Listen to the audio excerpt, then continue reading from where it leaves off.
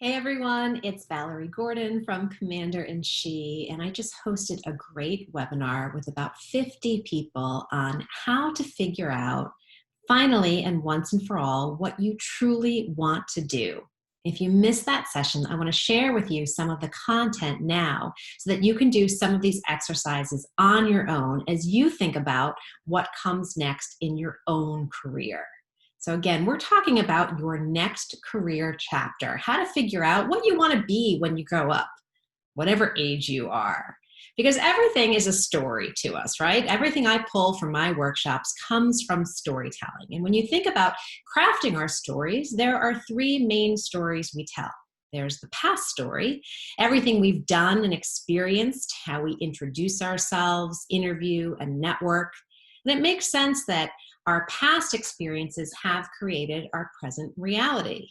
So our present reality then will create our future. But all too often, we looked back at the past with a little bit of a negative lens. We are far more likely to remember things that didn't go well as opposed to things that did. And that has an impact on the present choices, the things that we decide to do in the present. And that then becomes our future. So, what can we take what we've learned from the past, job experiences, good and bad, and act on them in a way in the present that creates a better next chapter? Because actively authoring your story means that you alone are responsible for it. You are in charge of your story. You assign meaning to your past story, to those past experiences. You make the choices in your present story, and you create your future story. So in this workshop, really anyone who's been waiting to figure out what comes next or hoping someone would tell them what to do, they need to serve as the active author of their own story. Think about your career like a series of chapters. What do you want to happen next? Now, you can't go back and change the beginning. You can't change the past, but you can rethink how you think about it. And you can start where you are to change the ending. That future chapter is not yet written. And I love this quote from C.S. Lewis. So when you think about your job opportunities, where you want to be in your career, I like this Venn diagram, you look at what you're good at, all the skills and experience and knowledge you have, what has meaning for you, what you're passionate about, what you believe your purpose is, what lights you on fire, and what people need. What does the marketplace need from you? And it's where those three things intersect. That's what we're looking at as to what your next career chapter might entail. Also, we talk a lot about how to define your UVP. Your UVP is your unique value proposition. It's all the ways that you create value and can then claim value from an employer or a business by way of a job, a position, pay, title.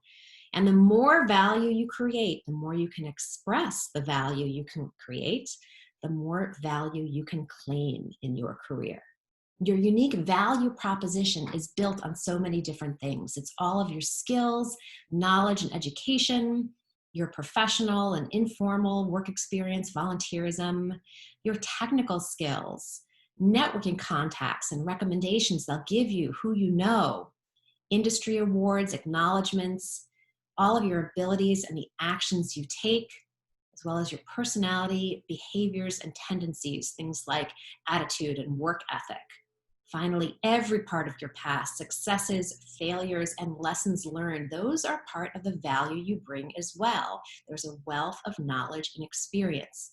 And finally, your professional and personal brand makes up your UVP. So on our workshop, we dug into 10 questions to get you thinking about not just what you bring to a job, but what you want most. And I'll run through them here. Grab a piece of paper. You can write down your responses in your own time. What did you want to be when you were a kid? Looking for clues that we can use, things that appeal to you early in life might show up in other ways when we're professionals. When do you feel most yourself? When do you get into that state of flow where things just happen and you're almost unaware of the time that has passed? What are you doing when that happens? When do you feel most yourself? This is a big one. What did you like or dislike about past jobs? Start a list. On one side of the paper, write everything that you've liked about jobs. And on the back side, write everything you disliked. Again, we're looking for clues that you can use. Finally, what are you passionate about? What are the things that light you up? There are clues there as well, and things that you can take in your career search. How about things that you're good at? What's something you know you're good at? A skill perhaps you have. Where do you feel most confident? How about something other people tell you that you're good at? Maybe they're the same as to what you think you're good at. Maybe there's something different. When people compliment you, what do they say you're good at? And here's an interesting question. What's something most people don't like to do that you enjoy or are good at? I know for me, this is sending emails. I never thought of sending an email as a skill, but I can rattle them off pretty quickly and say them in a way that I meant to say them. And it wasn't until I co-chaired a committee and the committee co-chair I had said to me, wow, it would take me 2 days to write that kind of an email, that I even realized that that was a skill that I had and something that was easy for me that other people don't like to do. What's that for you? Let's define success. What does success look like to you? It might present differently than it did when you first started out in your career. What's the current definition of success for you? What do you need to get from your work? Money, obviously, or benefits, but what else? Why do you work? And we'll dig into this a little bit more on an upcoming slide.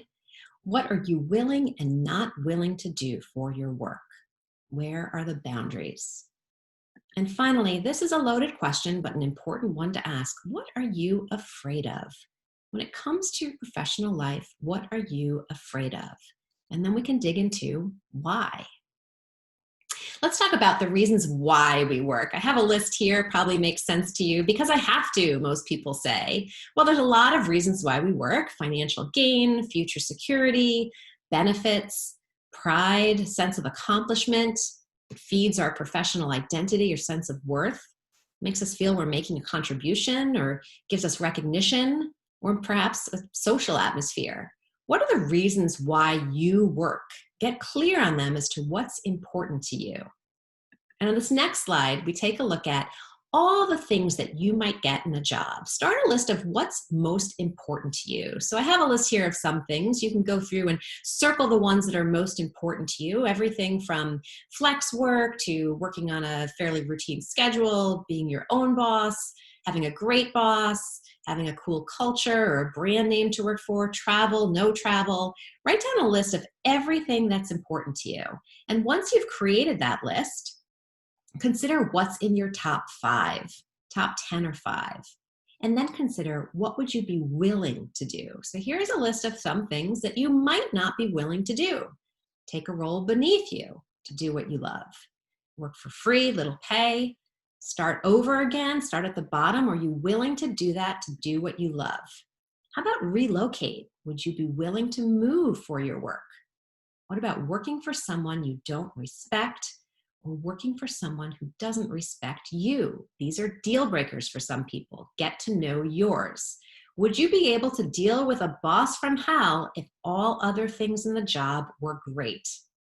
What about allowing work to interrupt outside time? How important is work-life balance for you? And finally, would you be willing to take a chance on an unproven company or idea, including working for yourself?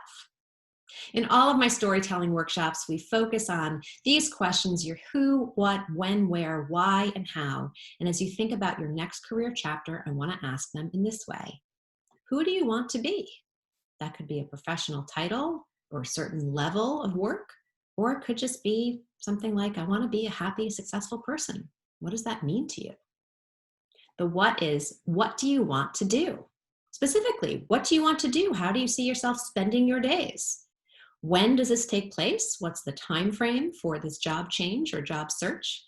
Where does this take place? Is it a particular company or location, part of the country, or perhaps just a different department where you currently work? And the why and how are really the most important too. Why is this important to you?